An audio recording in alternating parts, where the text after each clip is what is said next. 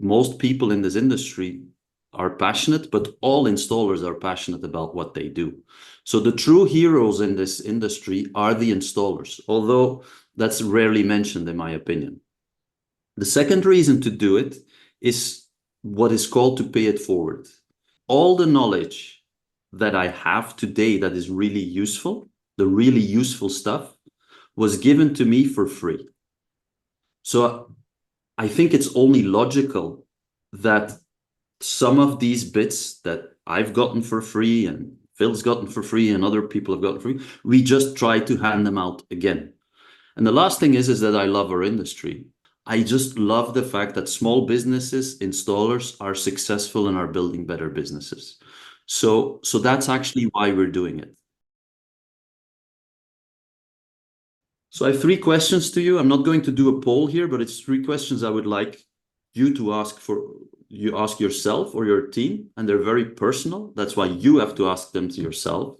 So whose business is thriving? So who is winning? Who is doing very well? And you have to answer that for yourself, because it depends on what are your goals. So that's not something someone else can decide for you. Ask yourself and ask your team. Have a team meeting and say, are we winning? Are we successful according to our own definition? The second question is, who in this call knows why you are successful or why you are not successful? So ask yourself the question. Many of us are either engineers or are business owners or operators, so logical people. We should know why things are happening, but do we? And the third question is, who of all the people here has goals that are defined and that are written down and have a short plan on how to get there? So these are 3 questions I wanted to ask to all of you. This is something you should ask yourself not once when you set up a business. You should ask yourself pretty much every year, at least once, in a formal way, and spend time on it.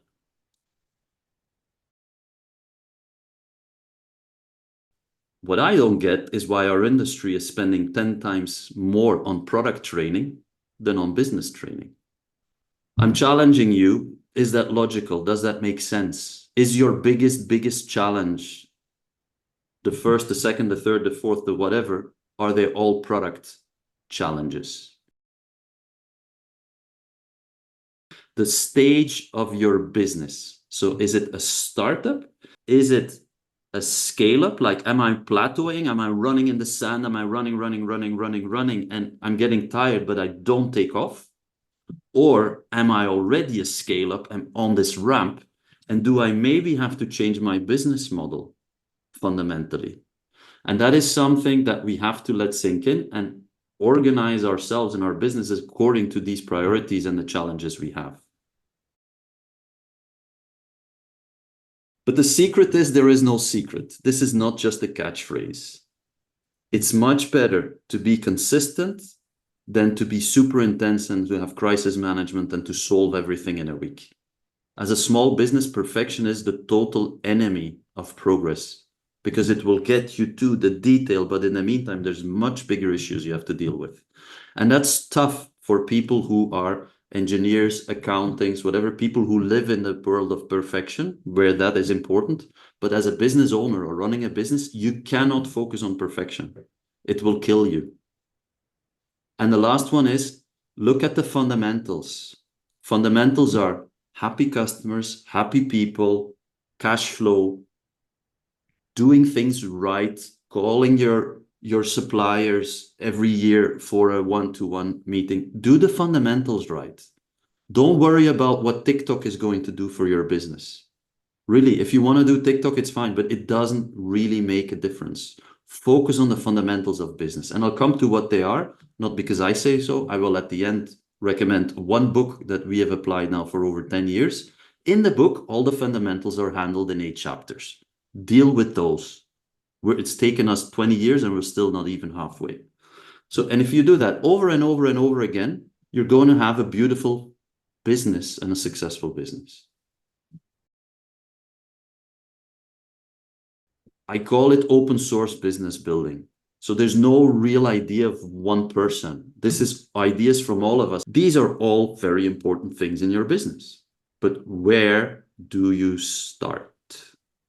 As I said, that depends on the stage of your business, but also you first have to understand what a business is. We're going to look at what is a business. So a business is a system. The main problem is that people often get the causality, so the link between cause and effect, get it backwards. And when that happens, you're fixing the wrong issues, you're focusing on the wrong issues. A business is actually, call it happy customers, call it helping a customer solving problems, pain points. That's where it starts. You start with solving a problem for someone and creating a happy customer. If you do that, you're building a better business. If you build a better business, you will make more profit. That's the outcome of the previous two steps. If you do that, you may invest again in building a better business, close that loop, or you may invest even more and find ways to have more happy customers. This looks so obvious, but you will see that what people measure should be what you can control and what really is at the basis of a good business. And most people measure profit, which is the outcome. So being engineers, or at least in an engineering industry, when we see a system and we want to make our system better, our business, our system better, what do? Well, we see it as an engineering challenge. So we apply logic. We use formulas and tools that work. And we work with the end in mind. We define the goal, a better system. We define that. And then we work our way back. How do we get there? So how does an engineer go about building a better system? First, you define the goal. You say where you want to go. You write it down. You get everybody on the same page. Then you find proven solutions. So proven solutions, not what you've seen on TikTok or Facebook. Proven solutions. So you find stuff that has proven to work. Then you implement that. You measure what matters and what happens. Often you look back to correct and to improve. And then the most important thing is you keep it simple. This is most likely the hardest part of this whole story. You have to keep it simple. Also, we'll come to that later. So this is actually what we're going to look at today. These steps. I'm going to share some tools at the end, just so you could maybe take a screenshot and look at them. So the first thing is you have to define your goal. So you can use a template. You can use a set way of doing this. At the end of the presentation, there will be a book where it gives you a template that you could use, but there's many. And it's important you see this as a team exercise. A goal for a company is never set only by the founder or the owner. You have to see this as a team exercise. Otherwise, you're lost from the beginning. So, but I can give you one guarantee. If you do not have a goal written down, you will not succeed in getting there, because it just proves that you didn't spend the time to define where you want to get. If you're just running, and it's all kind of okay, and you're juggling and you make a bit of money at the end, then probably under the Christmas tree, you'll say, my business could do a lot better. But that starts with defining what that is for you. And that's different for everyone, but you have to define that. The Matrix was named after a Russian-American called Igor Antsov. So he was an applied mathematician and business manager who created the concept. So you'll see there on the photograph within the Matrix, there are 4 growth alternatives, because there's only a handful of ways of really growing a business. And within this Matrix, you've got these 4 alternatives for growing your business. So it's either growing in existing markets or new markets, with existing products or new products. And each alternative poses differing levels of risk for the business. So just beginning there with the green box, market penetration. So this is the very easiest way to grow business, lowest hanging fruit. So it focuses on selling your existing products and your existing services into your current market. So it involves retaining and selling to existing customers, attracting new customers, or acquiring competitors, potentially if you're in that luxurious position, to capture more of that existing market share. So there's just a few points that other dealers that I have worked with have implemented into their business, focused on this point, and that's looking at creating partnerships with luxury goods suppliers who have the same target customer, or potentially maybe architects, interior designers, that sort of thing. And I know the industry talks a lot about these things, but it's super important for me just to reiterate that to you just now. Also, increasing marketing and social media efforts to go after new customers, of course, and improving your project delivery quality to encourage repeat purchasing. Super important. So this is the least risky of all these four options, but it leverages your established strengths and market knowledge. So just onto the second part here, which is market development. It's the top left-hand segment there. So in a market development strategy, an organization tries to expand into new markets or geographies.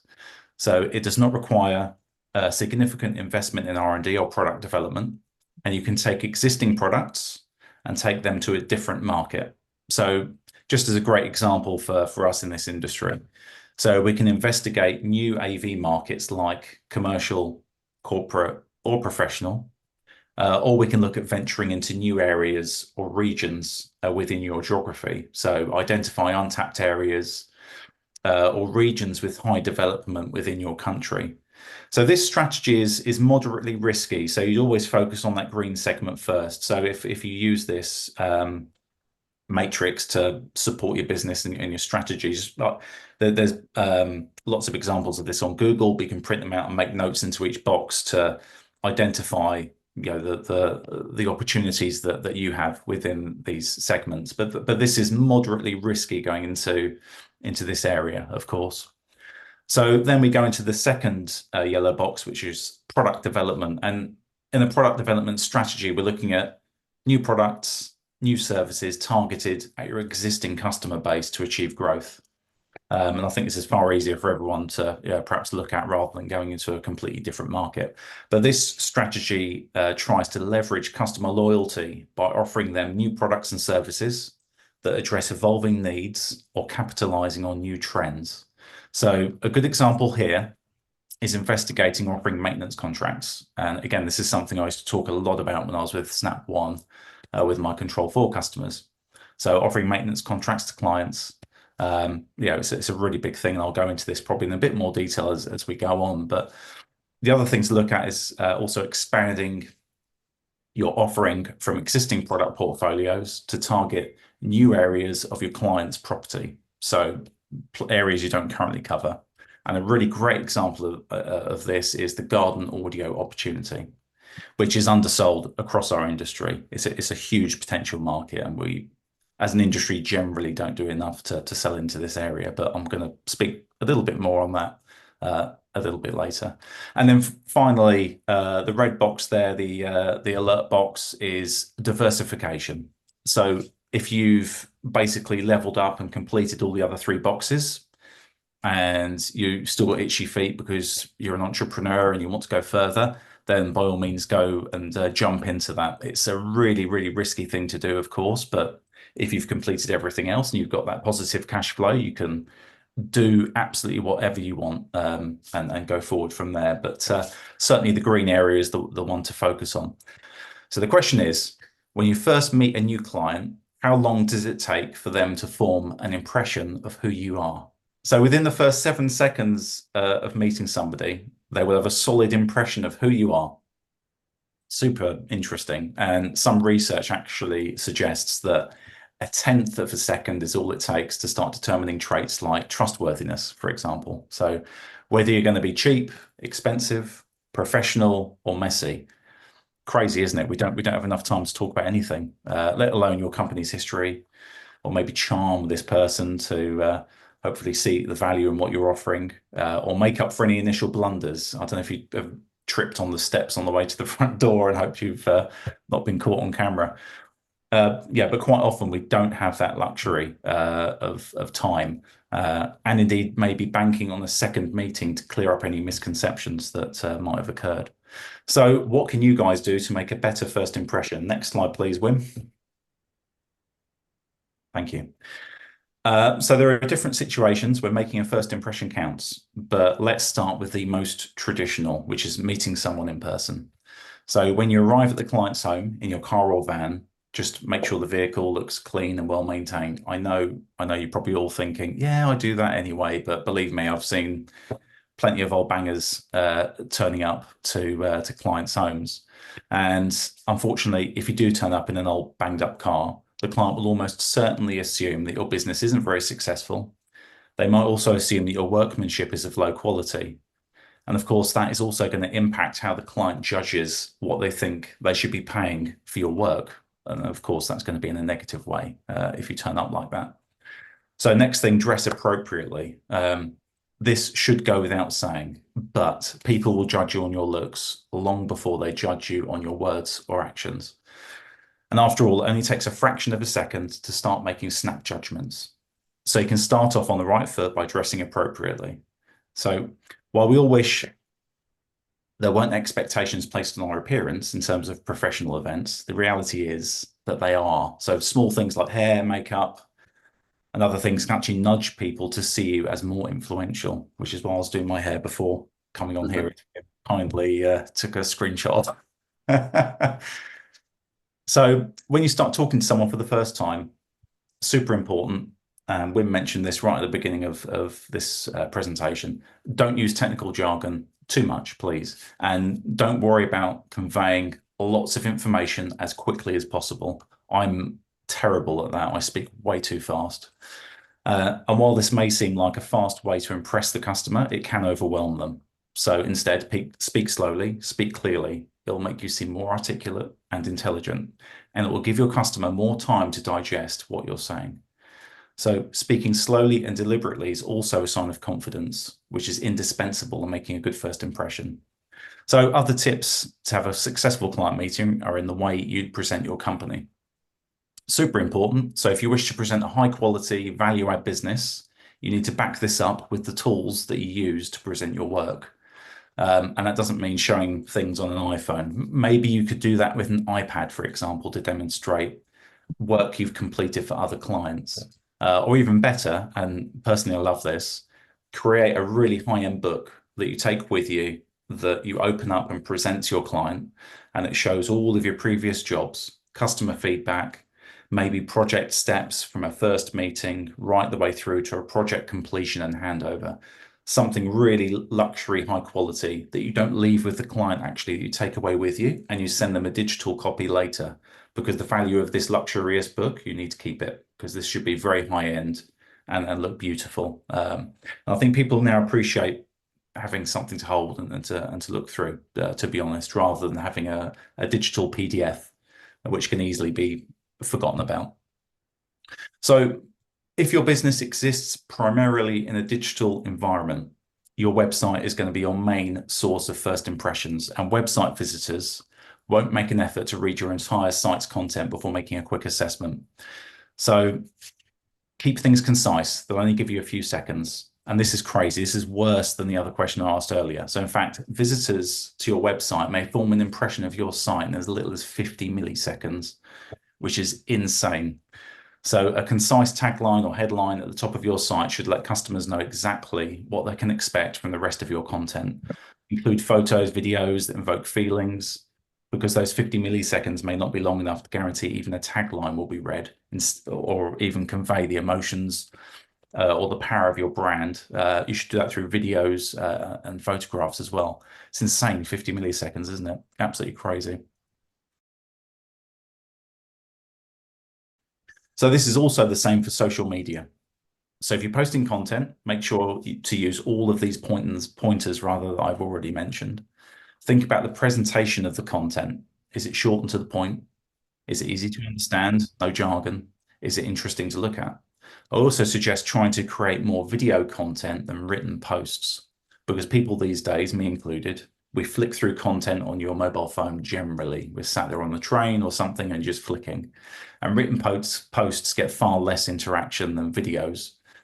And very importantly, if the video is long enough to edit into short cuts, you could make a 10-minute video with possibly 5 different short edits, which you can then post over a couple of weeks and keep reusing that same content, which is, you know, golden.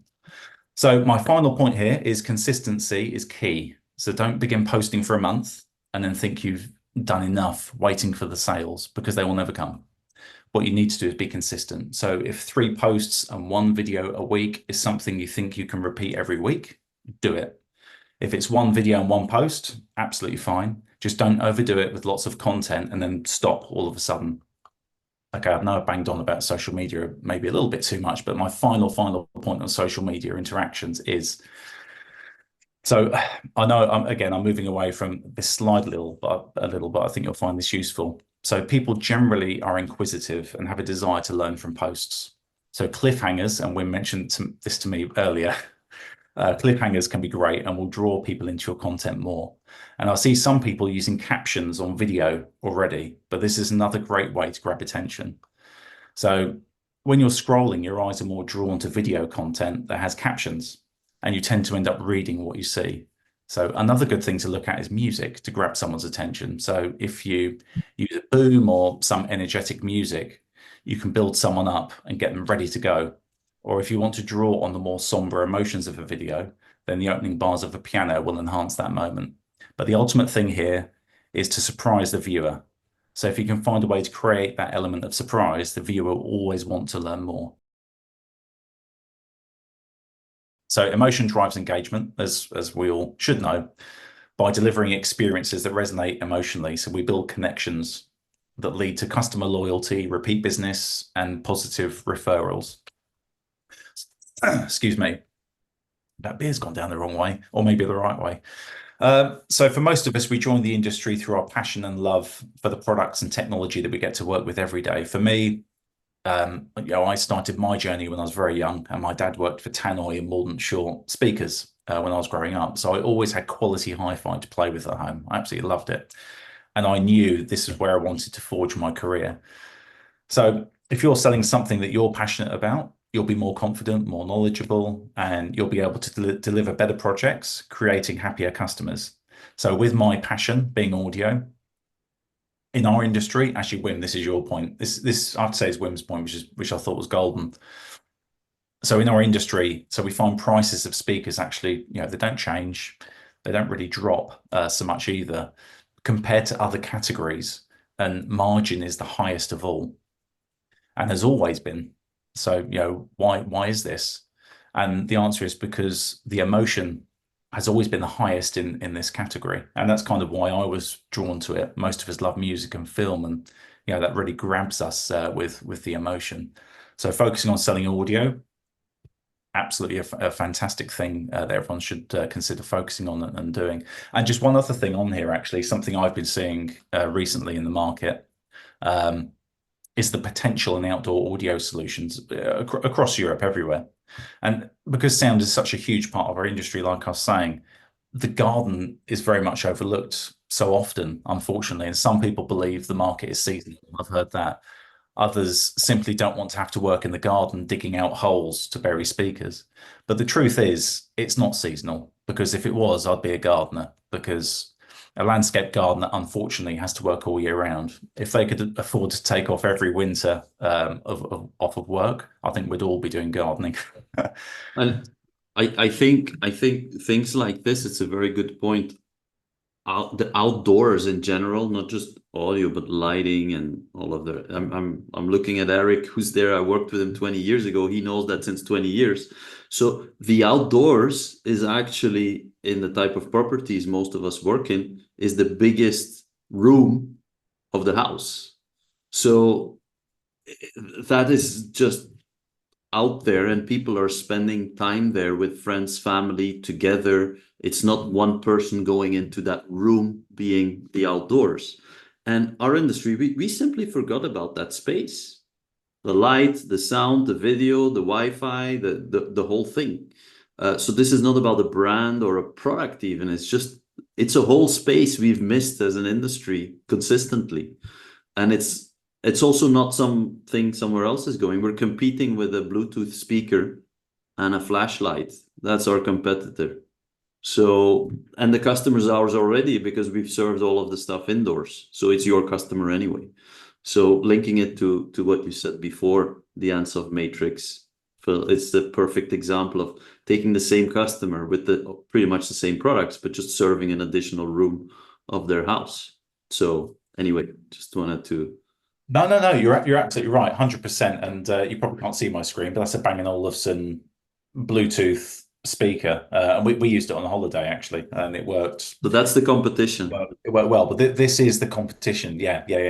This is what you're going to demonstrate against. And actually, Oh. like to further that point, that to make Garden Audio successful, buy a demo kit, take it to the client's house, plug it in and play it, because their jaw will drop when they hear the quality you can get from outdoor audio. Not only that, I think you'll be surprised by the value you can get out of these projects as well. Good. Yeah, cool. Where are we at? Okay, still on this slide. Sorry, just are we all right for time, Wim? Well, it depends on who wants to hang in there. We're a bit late, but yeah, we are here. So people. Okay, I'm gonna go through. So okay, so our industry thrives on a blend of sound, light, and aesthetics, and service, of course. So each element contributes to the overall experience, and only when they align do we achieve exceptional results. So technology should enhance the experience without being intrusive. The more seamless and user-friendly the system, the better the outcome. Customers appreciate technology that feels invisible, yet enhances the environment, reducing complexity. Super important with reliability, which is pivotal in our industry. It's the foundation of trust and the guarantee of performance. So when we provide reliable solutions, we're not only going to meet but exceed the customer expectations, making it the holy grail of our industry, which is why we've put that in there. And I will add that speakers are very, very reliable. There's almost a plug there, but it's a category. Of course, it's almost. I know you said no plugs, but I couldn't resist. Next slide. Okay, hooks versus profit centers. So again, in our industry, not every service or product will directly generate immediate profit. Many are hooks. Services or features designed to attract customers that add value to an existing relationship. So while they may not be direct profit centers, they open doors for long-term opportunities. Hooks are opportunities. Hooks represent potential. Whether it's attachment sales or additional services, they open the door for future business and help us build a more comprehensive offering. So these hooks keep us engaged with the customer long after the initial sale. A good example of this is to offer a service contract with a customer. So these contracts should include all the various software updates that the system requires, system health checks, site visits, and remote support. I also suggest adding an upgrade discount, a hook, another little hook, to this package, because you want the customer to always think of you and your business first for any of their technology needs. So in the UK, dealers that have made this sort of service contract model work, they've actually gone to the lengths of having a dedicated member of staff to look after these customers, paid for by the service contract revenues. And this member of staff isn't just technical. They also act as a silent salesman. I love this saying. So most customers don't like being sold to by a salesperson, unfortunately. I hope no one sees me as a typical salesperson when I say this, but people don't like being sold to by salespeople, right? But when a technical support person suggests an upgrade to your projector or maybe touchscreen for your control system, the client takes the advice far more seriously, as if it's something that they need to have rather than what they're being sold to by somebody like me. Next slide, Wim. Well, I just want to jump in here because this is for all businesses. Everybody is in sales. So everybody, the person in accounting, every person that talks to your customers is in sales. And I'm referring again back to Eric because I worked with him in an installation business. It is not salespeople and technical people. It is all the people who help the customer along the journey. So in the beginning, when the customer wants a system, it's a salesperson who explains what a system can do, can be, designs a system together with engineers and so on. As the project, well, moves along, the customer is helped by other people. So, but everybody is in sales because everybody is helping the customer achieve what they want to achieve. And 2 years after having delivered a system, the customer still has needs and still has desires and wants. So, as Phil says, the person that the customer prefers to talk to is the person that has been in their house most of the time. And that is by definition the technical person or the person who services the home. So it's not like a magical person. And Phil says you can do it via service contract, but you don't need to have a service contract necessarily. You can have your whole company understand the philosophy of everyone's in sales and serve this customer well in the 10 or 20 years that you intend to serve the home and the customer. So I think this is very, very valuable. That's why when you don't make enough margin on a 200 euro network switch, that network switch is maybe the perfect way for somebody to stay in touch with the customer and be there when they need some help. So look at the home as the opportunity and not the box and the price and the margin. And then your people in your business, you will start to see them differently. So just wanted to add that. No, thank you, Wim. Yes. Good. Okay, where are we at? Customer lifetime value. So yeah, this is, for those of you that have not heard of this saying before, so it's the most important way of measuring the value of a customer project. So the completion of a project, it's not the finishing line, it's just the beginning. Maintaining a strong ongoing relationship with our customers ensures that we continue adding value and they continue to rely on us as trusted partners. And this is how we build long-term success. And unfortunately, this is really true. I've seen too many times dealers complete a client's project and never want to hear from the customer again. Super unfortunate, because in their opinion, if they don't hear anything from the client, they must be happy. But you can't possibly know if they're happy or not if you don't contact them. You've got to stay in contact with these people. The ongoing client relationship is really, really key. So we've already spoken about building revenue using hooks in the previous slides, but the lifetime value of the customer is the project profit plus future profits from hooks. So recommendations, repeat business from the customer when they need more equipment or move home. So measuring customer lifetime value allows you to understand the potential value of keeping a customer over the long term. So this justifies the investment in post-sales services, continued engagement, and customer retention strategies. So by focusing on customer lifetime value, you guys can prioritize building relationships that yield far greater value than just a single transaction. Super important. Next slide, Wim. Profit leakage. Oh, yeah, the bane of everyone's lives, unfortunately. So, okay, the best way to avoid profit leakage is to simplify what you're doing. So the easiest thing for any salesperson in the world to do is to simply say yes. So easy. I have been unfortunately doing that way too much in my career. So I'll give you a common example from companies I've worked with over the years. So I've frequently met businesses that wanted to give their customer the best choice on the market. And to achieve this, they felt that they would feel the need to make sure they had everything available in the market. So from a control system standpoint, they would add Control 4, Crestron, Savant, and RTI, just as an example. And they'd show off all of the different user interfaces for each of these brands. And then they would let the customer decide which one that they would like for their home. It sounds great, doesn't it? It sounds really great, giving the client exactly what they want. But does the client know that's the right system for them?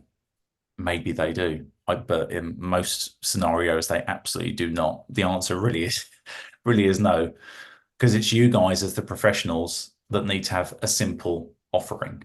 You need to choose a small selection of brands that work best for you, And then you guys need to specialize in getting the best out of those brands, create the best performance, the most reliable system that you can. And you simply cannot achieve this with multiple platforms and multiple layers of complexity. At the end of the day, you're the expert. You make sure you give the client the advice they need to hear, not necessarily what they want to hear. Sorry. Oh no, go on, Wim. You're right. You jump in. You've seen where we're at.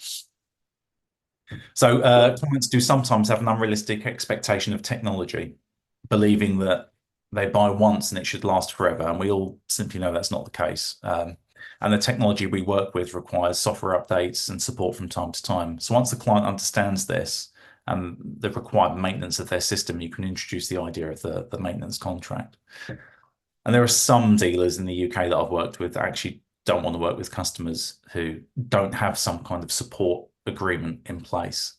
Remote monitoring software is key to this. If you've not seen anything or experienced it, you absolutely should check it out. It's a key component of any maintenance contract, and it offers the best and fastest client support. It allows you to diagnose and fix simple faults without having to spend time visiting the customer, giving them as little downtime as possible. I mean, we've all had that moment where you receive a call from the client saying their music's not working or the satellite TV's down.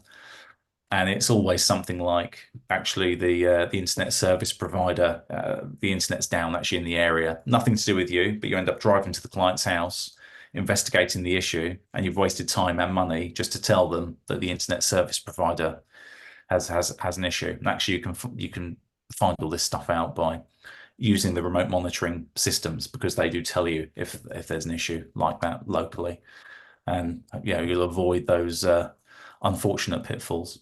So anyway, final word. Thanks, Wim. Slide 19.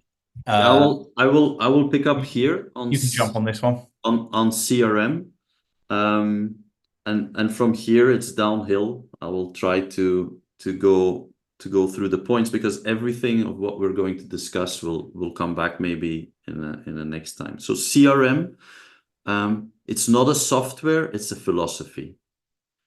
It's really more important to sit down with your team and say that customer lifetime is important than choose a system or whatever software. Most of the softwares are great. So when we talk about CRM in the future, we need to see that this is about the relationship, the R of your company with the customer. That is what this is about. Don't reduce this to a software. It's a philosophy of how you deal with your customers. If you're a website, you're transactional. You get your money, you ship the box, you forget about the customer.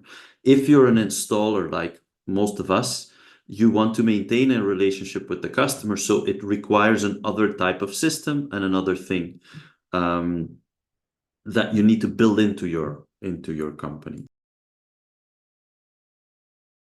So now I'm going to go through 3, 4, 5, and 6. So implementing the things that Phil said and implementing solutions, it sounds very simple, but just do the following 3 things, please. Pick the biggest issue that you identify together as a team. Pick that topic to fix. All right? Theoretically, I'll recommend a cool book, which is a novel, but it's the best way to optimize a factory, a complex system, a computer system, is called the theory of constraints. And what the theory of constraints says is you take the biggest problem, you fix that, and then you measure the system again. And then you pick the next big thing. So do one thing at a time, not 2, not 3, and work serial. Work one thing and then you move to the next. So you first fix how you deal with customers, then you fix cash flow, then you fix how the warehouse works. Do not work in parallel, because what you're doing in a system approach is you're opening up all the parameters at once, and it will be impossible to see what the cause and what the effect is. So please, please, please, when you implement improvements in your business, pick one thing. And this is a hard thing to do. Measuring what matters. I'm taking here, and I'll do this quick, a simple example of health. let's say you have results, objectives, and activities. So you should measure what you control and what you can influence. That was the first poll we did. Not the outcome. The outcome, of course, you have to measure, but that's just the result. So let's take health as an example. Can you really measure the result of being more healthy? I have a better health or live longer or whatever, that's the result. Well, you can't control it. You can't really manage it. What you could do is see what is needed to be healthier. So I need to lose 5 kilos, or I need to eat differently, or I need to run a marathon or whatever. That's an objective. You can kind of influence them, but you cannot really control them 100%. What you control are activities. Really the activities, what you do every day and every week, that gets you to the objective, and the objective will have as an output a certain result. So what you need to measure are the activities, not the result. To keep watching your profit every day of the year won't make you more profitable. What makes you more profitable is to measure if you made enough calls to find new customers, or you did enough quotes to new customers for outdoor systems or whatever. This is so important. All businesses measure results to the death. The really successful businesses, they measure activities. And this is something that you as a business owner or an operator of a business, you have to have very clear. Every day measure the activities. Don't look every day at the results. The results are an outcome of last month or last year's work on activities. So if you do this with a business, it's the same. I just put them in here. The 10 customer calls or visits or demos, it's what you measure. That you can manage, that you can do. How much money you will make from new customers, it's an objective, but you have to do stuff to do that. And how much money you will make at the end of the year, that's a result. Of course, your accountant will tell you every quarter, but don't zoom in on those. Zoom in on activities. Almost the last point. This is the hardest one. I'm sorry to say. Keep it simple. The funny thing is that complexity is a bitch. It's everywhere. And the bigger you get and the better you think you know your business, the harder it is, because things will become complex. To give an example, if you leave something without doing anything, it will become complex out of its own. Simplicity takes hard work. So make blueprints. I hate the word processes, but I put it in there to translate. And success formulas. Take things that work. How you say hello to somebody, if you know I do 1, 2, 3, do it. I remember Giorgio put a pair of white gloves in every expensive projector box and in every expensive speaker box because it worked. When I took it out, he took the gloves, the customer said, wow, you treat your own products with such respect. It's a success formula. That's it. But once you have it, do it every time. Stick to it. And as you grow, this will pay off 10 times or more. Only if you grow. When you're alone, you can do everything every day. You can be an artist. It's fine.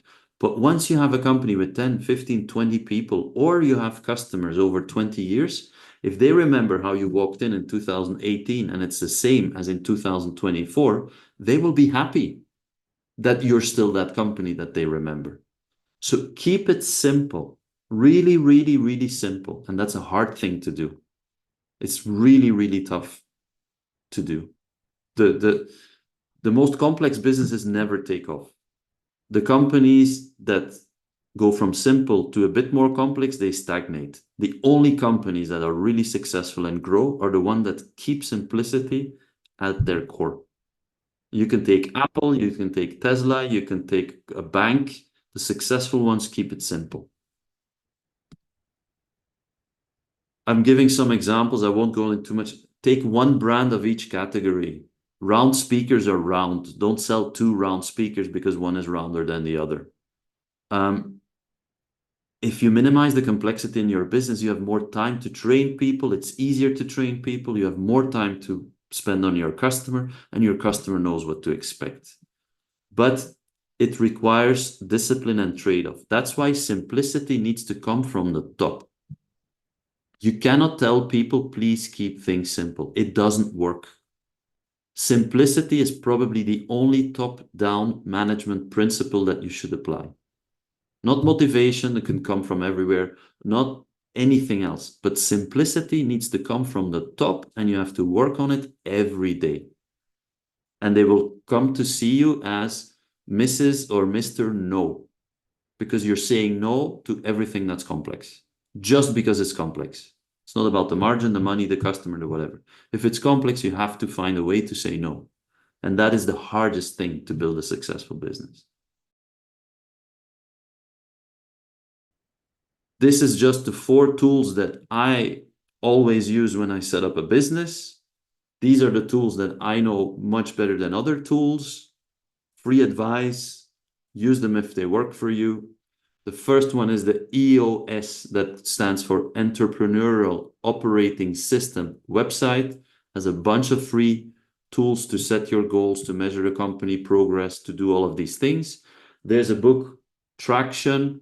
Renato has it there. Everybody in our company needs to read it, needs to know it. It's how we run our business. It's the operating system of running our companies. The second one is Zoho Suite. This is a bunch of digital tools. It has a CRM, a support system, mailings, analytics. We run our whole business on this thing. It's cheap. Then we use an online accounting system that everybody can see. So you do need to know how much money is outstanding and owed to you every second of the day. You don't want to rely on an accountant to know that. And then the last thing is, that's a bit of a big point for me, is avoid internal email or WhatsApp as a platform for communication. As you grow, this becomes a monster. 17 people in CC, 12 of the 17 each give an answer at different times on different topics of your first initial bullet point email, and the whole thing explodes. And before you know it, you have 100 emails a day just in internal communication, and you're dead. And every person that is added to the company creates more email. So go to tools like Slack. Teams have similar tools. Build a culture of communication. Have a communication guideline. We've written one in our company. When to use the phone, when to use Zoom, when to use Slack, when to use an email. Because otherwise, email is a monster. Keep it out of your company internally. In our companies, it's prohibited to send an internal email. We don't do this. I don't answer it. I delete it. I don't watch it. 4 books, screenshot time. If you're 25 or 30, you're setting up a business, don't do it before reading those 4 things. It will take you 1 week. It's very simple. It's not complex. These are the 4 books that you need to read. So with this, you can set up, in my opinion, $100 million business. All the rest is more detail. You can dive into it. This is school. This is nice.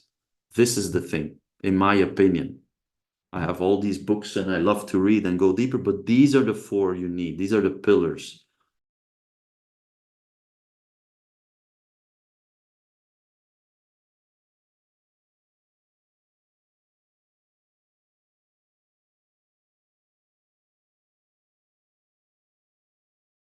This is what we've seen today quickly in the 4 blocks.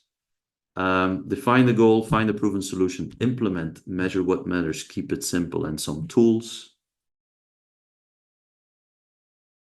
Our intention is to keep this going. Next time we'll keep it a bit shorter, but about an hour. So I will launch a poll, a survey on LinkedIn with the post of this session. Everybody can choose what the next topic should be about. You can also chat with Phil on specifics or me through LinkedIn or whatever. And then hopefully we do it again next month, and we'll have another guest depending on the topic that you guys choose to talk about.